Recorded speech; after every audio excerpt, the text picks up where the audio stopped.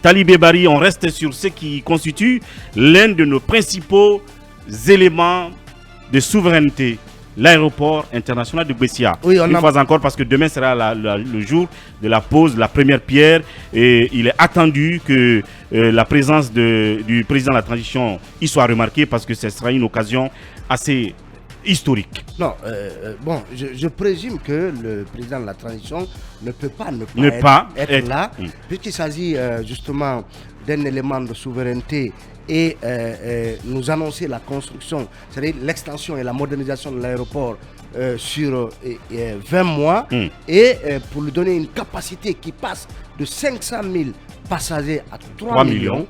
Le président ne peut pas ne pas être là. Donc voilà, et c'est important parce que cet aéroport, Emmanuel le disait ici, on nous a vendu cet éléphant blanc d'un aéroport du côté de Mafreya qu'on ne voit pas depuis plusieurs décennies.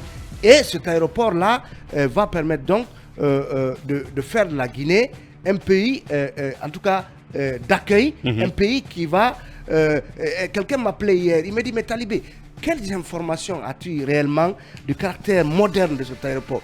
Parce qu'il a un ami étranger qui est venu une fois en Guinée et qui a dit qu'il ne reviendrait ici que lorsqu'on aura un aéroport digne de ce nom. Ouais. Donc je lui ai dit d'attendre samedi pour connaître tous les détails liés à ça. On sait quand même que ça va connaître, le périmètre actuel va être étendu. Ça suppose que les quartiers riverains vont être affectés, parce qu'il faut lui donner une ampleur. Et cet aéroport-là, il peut être prolongé aussi vers la base militaire, où vous voyez un grand espace vide. Déjà, donc, il est clair que la mosquée qui est là dans la clôture va être délocalisée à l'intérieur du quartier et que c'est là qu'on va construire la tour de contrôle ou une des tours de contrôle. Ça, c'est déjà le premier aspect de l'élargissement, de l'extension. Voilà. Et Al-Bayrak qui le fait, beaucoup se demandent est-ce que Al-Bayrak a cette expertise. Quand même, c'est une société qui existe depuis 1952. Elle a été créée en 1952.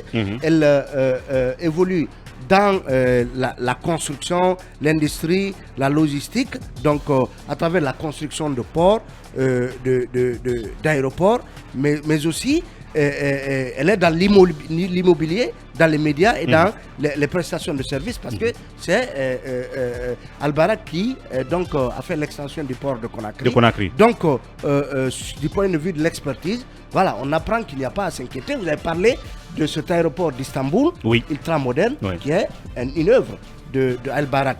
Donc, vivement donc, le lancement de ce chantier.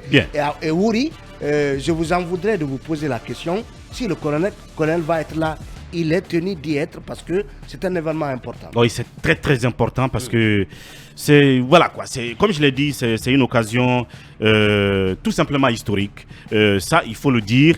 Cabinet a quelque chose à dire là-dessus et je vois qu'il y a aussi, tout comme Bassekou, vous en direz autant sur cette question de modernisation et d'extension de l'aéroport de Conakry. Et j'annonce aussi que puisque c'est le groupe Al-Bayrak qui va porter la construction de ce projet, nous ferons la démarche pour recevoir un de ses représentants à travers leur filiale Alport pour en parler, tout comme M. Namouri qui gère donc la SOGEAG, sans doute après la pause de la première pierre demain, qui viendra aussi nous parler de toutes les dimensions techniques et modernes et technologiques de ce projet, méga projet.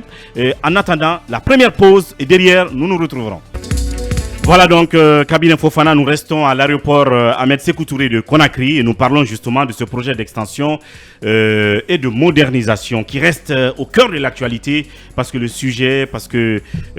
cette nouvelle était attendue depuis des décennies. Donc il y a lieu de mettre le focus dessus jusqu'à demain, jusqu'à ce qu'on constate effectivement la pose de la première pierre, mais le démarrage effectif des travaux. Non, mais c'est un aéroport moderne, comme l'a rappelé tantôt Talibé et toi hier, qui va donc être extendu et avec toutes les commodités, les modernités qui vont avec. Oui. Et il y a deux avantages. Le premier avantage, c'est que c'est un placement financier qui va être récupéré rapidement à travers l'exploitation de l'aéroport, parce que d'aucuns se demanderont pourquoi investir 200 et quelques millions de dollars, plus de 200 et quelques millions de dollars dans un projet d'extension de l'aéroport. Par quel mécanisme l'entreprise va entrer en possession de son placement financier? C'est à travers l'exploitation de l'aéroport. Et ceci est rapide puisqu'il y aura un accroissement de l'exploitation de l'aéroport. On va passer à 3 millions de voyageurs par an, ce qui va donc être important puisque le trafic... En termes de capacité, oui, d'accueil. Exactement, et ça va aussi travailler un peu à la réputation du pays. L'autre avantage, c'est que la Guinée n'aura pas besoin, disons, d'aéroports supplémentaires pour les 20 prochaines années. Emmanuel demandait Pas nécessairement. Oui, pas nécessairement, puisque quand on prend un peu le standard africain, on est autour de 2 millions, 2 millions 500 pour ceux qui sont les plus importants, 3 millions de voyageurs par an. C'est le cas de l'aéroport d'Abidjan, mais aussi celui de Dakar. Ouais. Donc, avec ce nouvel aéroport-là, on n'aura pas besoin d'un aéroport supplémentaire pour les 20 prochaines années et l'exploitation permettra de rentrer très rapidement dans l'investissement. Bien. Et en ce qui concerne le coût, on peut dire que c'est raisonnable parce que vu l'enjeu, la dimension du projet, sa modernité, en tout cas pour tout ce qui est annoncé. Et quand je compare ça banalement à un projet hôtelier ici à Conakry, dont le coût est presque la moitié, je parle du Grand Hôtel de Conakry, qui est un projet qui a tellement duré aussi, mais dont le coût est dans les 1500 milliards, donc quelque chose de 150 millions de dollars. Donc c'est pratiquement la moitié du coût de réalisation de cet aéroport de Conakry. Sur la question d'ailleurs, nous apprenons qu'un cabinet a été recruté par l'État guinéen qui a expertisé donc la proposition financière et technique de Al Bayrak et a trouvé ce cabinet, la conclusion est que le modèle est non seulement bon, mais le modèle financier est pas du tout mal en termes de modernité et tout ce que cela va comporter comme commodité. Et je pense que c'est tout bénéf pour notre pays. Absolument. Et ça permettra de désengorger cet aéroport qui est pratiquement un aérogare. Voilà ce que... Oui, Bassekou, un petit mot là-dessus vite fait. En fait, c'est l'un des plus gros investissements de ces dernières années en Guinée. La Guinée ne disposait pas d'un aéroport qui avait une grande capacité d'accueil. Aujourd'hui, les travaux vont être lancés demain, c'est ce qu'on apprend. Maintenant, il s'agit de voir un peu quels vont être les contours de ce projet, qu'est-ce qui va être fait pour que cet aéroport international, donc digne de nom, avec tous les standards internationaux, puisse respecter tout l'investissement qui va être fait en matière d'entretien. Mais l'autre volet, c'est quand on parle d'extinction, c'est qu'il y a des quartiers, il y a des populations riveraines qui vont être touchées. Tu ne sais pas qu'est-ce qui va être... C'est pour cela qu'on voudrait bien inviter M. Namouri, absolument, ou même quelqu'un de Alport qui est une des filiales de Al Bayrak, parce que moi, de mon point de vue, je pense qu'il y a d'abord de l'espace dans la cour même. Parce que c'est plusieurs centaines d'hectares, je crois. Donc, il y a déjà beaucoup d'espace dans la partie déjà clôturée. Donc, je crois que c'est pas... Ils ne sont pas encore exploités. Je crois bien, mais derrière, vous avez les populations de Faban. Ça, c'est les quartiers. Voilà, je ne pense pas qu'on irait jusque-là. Je pense que l'extension, c'est de prendre tout l'espace libre déjà dans la partie qui est déjà clôturée. Puisqu'il y a des installations même qui sont au sein de l'aéroport de la cour, je crois, qui ne sont même pas exploitées.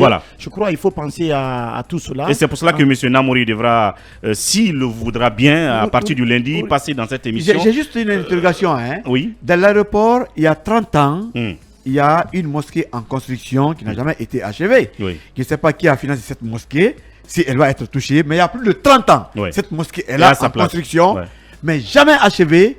On ne sait pas pourquoi. Mais voilà. Donc, mais cette fois-ci, je crois que l'engagement est ferme. Non seulement elle va être délocalisée, mais finalisée, mais juste à côté dans le quartier. Et comme je le dis une fois encore, nos invités, sans doute dans les jours à venir, nous parlerons de tous ces aspects